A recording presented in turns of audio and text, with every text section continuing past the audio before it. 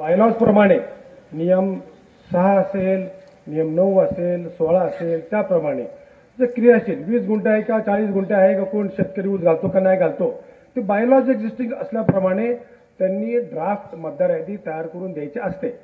ती मतदार यादी 4-4 हजार जर तुम्ही मतदार यादीमध्ये सभासदांच्या वारसाच्या नोंदी करणार नसाल तर ती आव्हानित केली गेली होती आणि नंतर मग त्याला स्कोपच राहिला नाही.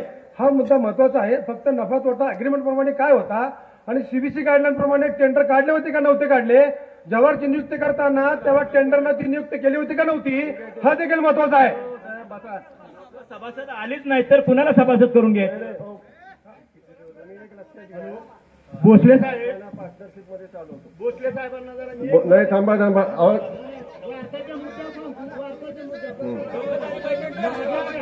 माझ्या घरात एक चुलती वारस झालेली आहे, 10 वर्ष झालं मयत आहे, पण तिच्या नावावर कुणाच्या नावावर शेअर करायला शिल्लक जमीनच नाही आमची. ती गेले 10 वर्ष झालं. 10 वर्ष का असा बाई भगवान बेलदार की माझी चुलती मयत झाली, घरात शेती शिल्लक नाही, कुणाच्या नाव करणार आम्ही? जगाच्या करायची का?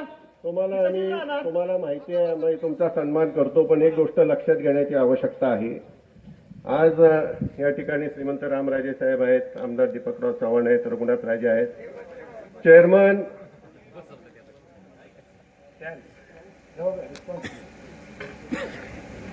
अहो, आम्हालाही माहिती आहे. तुम्ही काय सांगताय?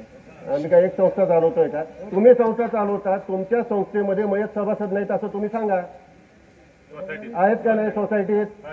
मग आता काहीतरी उगाच भाव करण्यात अर्थ नाही. भोसले साहेब, उगाच चुकीचा भाव करू नका.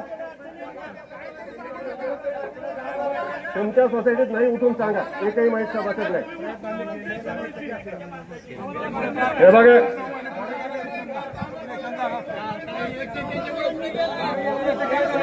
तुम्ही सभासदांचं तुम्ही चुकीचं सांगताय सगळं, असं नाही सांगणार. हे बघा, एक गोष्ट लक्षात घ्या, आपण कारखाना चालवायला देत असताना आपला आणि श्रीराम जव्हार ही भागीदारी आपण केलेली आहे. आपण हा चालवायला दिला नाही, भागीदारी तत्वावर चालतो. एखाद्या वेळेला त्यांना त्याची कल्पना नसावी.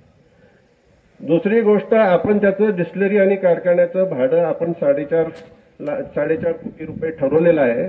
त्याचं कारण असं आहे की आपल्याला एफआरपीपेक्षा अधिक भाव पाहिजे. श्रीरामला फायदा करून त्याच्यावरती टॅक्स भरावा लागतो. पैसे कोणाला मिळायला पाहिजेत? सभासदाला मिळायला पाहिजेत. त्यानुसार तो भाडे करार आहे. आणि त्याचबरोबर आमची ती येणी देणी आहेत ती ह्या संपूर्ण 15 वर्षाच्या करारामध्ये ही संपूर्ण शून्य झाली पाहिजेत, अशा प्रकारचा त्या ठिकाणी तरतूद करण्यात आहे. 15 वर्षांनी ते जातील त्यावेळेला श्रीराम कारखान्यावरती 1 रुपयाचं सुद्धा त्यांचं येणं देणं किंवा कुणाचंच येणं देणं राहणार नाही, अशा प्रकारचा कॅश फ्लो त्या ठिकाणी निर्माण केलेला आहे. हा विषय क्लिअर झाला? भोसले साहेब, झाला का क्लिअर?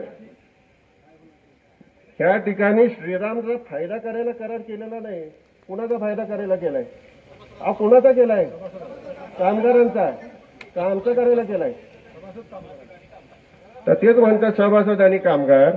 दुसरा मुद्दा असा आहे, एक तर तुम्ही जे म्हणताय भोसले साहेब की तुम्ही मयत सभासदांची नावच काढून टाकली, मतदार यादीतून ती कमी झाली, भाग भांडवलाच्या यादीमध्ये ती कधीच कमी होऊ शकत नाहीत. 2 याद्या आहेत. मतदार यादी म्हणजे शेअर होल्डर्सची यादी नव्हे, ती मतदार यादी झाली. त्याच्यावरती तुम्ही ऑब्जेक्शन घेतलं, त्याच्यावरती काही कमी झाली वाढली, तो मतदार यादीमध्ये झाला. भाग भांडवलदारांची यादी आहे, त्याच्यामध्ये तुमचा शेअर अपूर्ण जरी असला तरी नाव त्यांचं भाग भांडवलदारांच्या यादीमध्ये राहणार, अपूर्ण म्हणून पुढे शेरा पडणार. आता त्या ठिकाणी